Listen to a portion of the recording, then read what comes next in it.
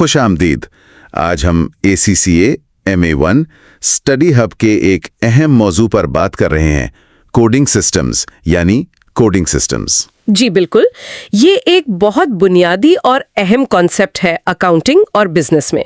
तो हमारा मकसद आज ये समझना है कि ये कोड्स आखिर हैं क्या, बिजनेस इन्हें इस्तेमाल क्यों करते हैं, अच्छे सिस्टम की क्या निशानियां हैं और उनकी अक़साम कौन कौन सी हैं। और ख़ास तौर पर ये समझना कि ACCA जैसे इम्तिहानात में जो सिनेरियो बेस्ड सवालात आते हैं उनमें ये मालूमात कैसे काम आ सकती है। ठीक, हम कोशिश करेंगे कि इंग्लिश टर्म्स भी इस्तेमाल करें, लेकिन सारी बातचीत आसान उर्दू में होगी, हकीकी मिसालों के साथ। हमारा बुनियादी रेफरेंस ACCA MA1 का स्टडी हब है। तो चलें शुरू करते हैं।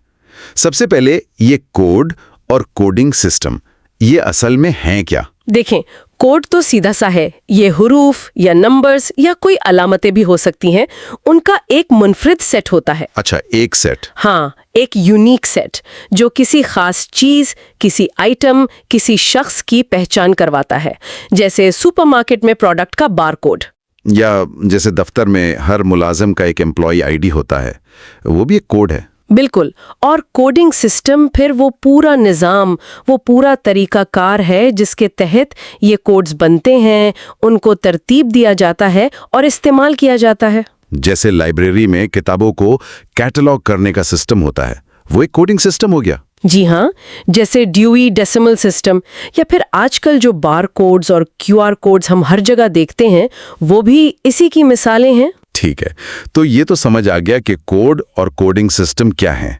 अब सवाल ये है कि अकाउंटिंग में इनकी इतनी ज़रूरत क्यों पेश आती है, लंबी तफसील क्यों नहीं लिख लेते? वजह बहुत अमली है। आप सोचें, अगर हजारों लाखों ट्रांजैक्शंस रोज हो रही हैं, तो हर एक की मुकम्मल तफसील, जिसे नैरेटिव डिस्क्रिप्शन कहते हैं, वो लिखना वो तो मुमकिन ही नहीं लगता, बहुत वक्त लगेगा। बिल्कुल मुमकिन ही नहीं है। कोड्स मुख्तसर होते हैं, उनसे डेटा एंट्री बहुत तेज हो जाती है और गलती का इम्कान भी कम हो जाता है। यानी कारकर्दगी बढ़ती है, एफिशिएंसी। हाँ, बहुत ज्यादा। और इससे भी ज्यादा अहम बात यह है कि कोड्स ट्रांजैक्शंस को सही अकाउंटिंग हेड से जोड़ते हैं। अच्छा, वो कैसे?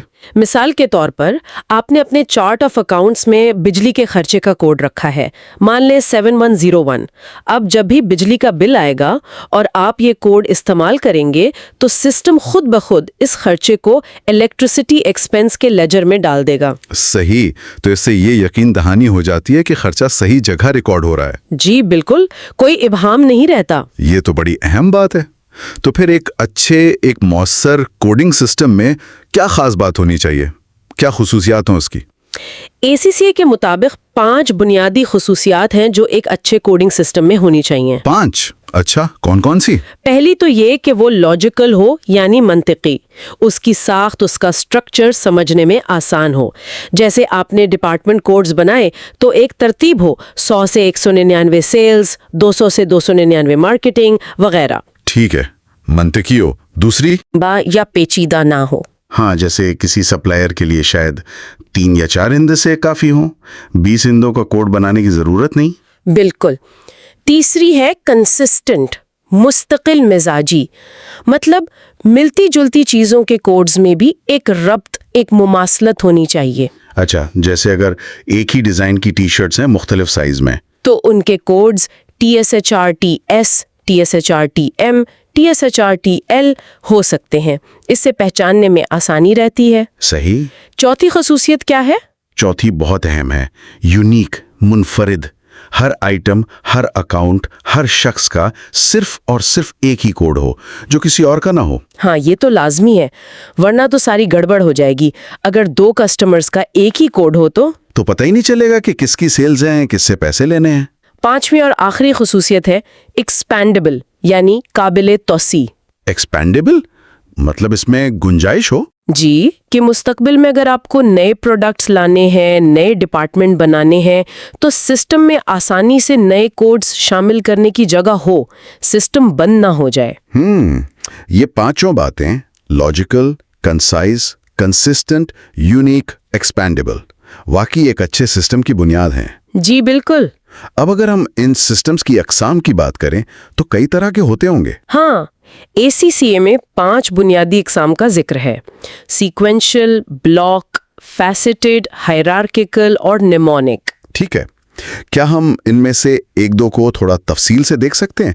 जैसे सीक्वेंशियल या तरतीबी तो सबसे सादा है, बस एक तरतीब से नंबर देते जाते हैं, 001, 002, 003। जैसे इनवॉइस नंबर्स होते हैं। बिल्कुल।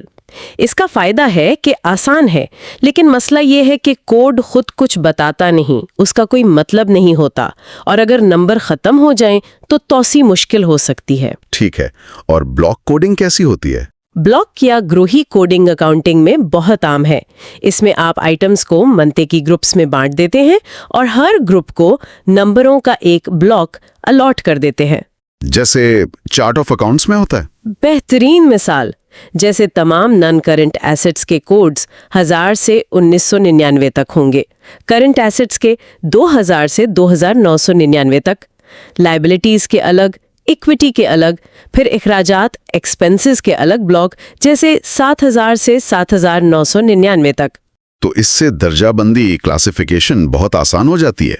जी, एक और दिलचस्प किस्म है म्यूमोनिक। म्यूमोनिक, ये क्या है? म्यूमोनिक का मतलब है याददाश्त में मदद देने वाला।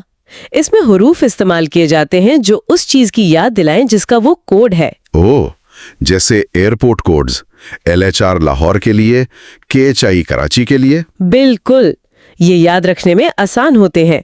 बाकी इकसाम जैसे फैसेटेड, जिसमें कोड के हिस्से मुख्तलिफ खसूसियात बताते हैं, और हायरार्किकल, जो दर्जा बंदी दिखाता है, भी हैं, लेकिन ये ज्यादा मखसूस हालात में इस्तेमाल होती हैं। समझ गया। तो ये तो हो गई अकसाम। अब अकाउंटिंग में ये कोड्स अमलन कहाँ-कहाँ इस्तेमाल होते हैं? अरे तकरीबन हर जगह। आप कस्टमर्स को कोड देते हैं ताकि सेल्स और रिसीवेबल्स ट्रैक हों, सप्लायर्स को कोड देते हैं ताकि परचेजेस और पेबल्स का हिसाब रहे। जनरल लेजर अकाउंट्स के कोड्स तो लाजमी हैं, चार्ट ऑफ अकाउंट्स की बुनियाद है। प्रोडक्ट कोड्स भी तो होते होंगे? बहुत अहम। प्रोडक्ट्स के कोड्स इन्वेंट्री मैनेजमेंट और कॉस्टिंग के लिए ज़रूरी हैं।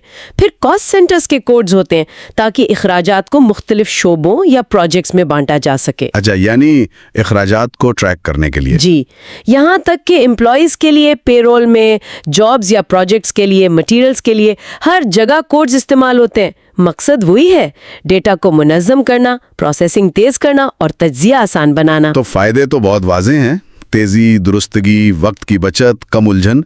लेकिन क्या इनमें गलतियों का इम्कान नहीं होता?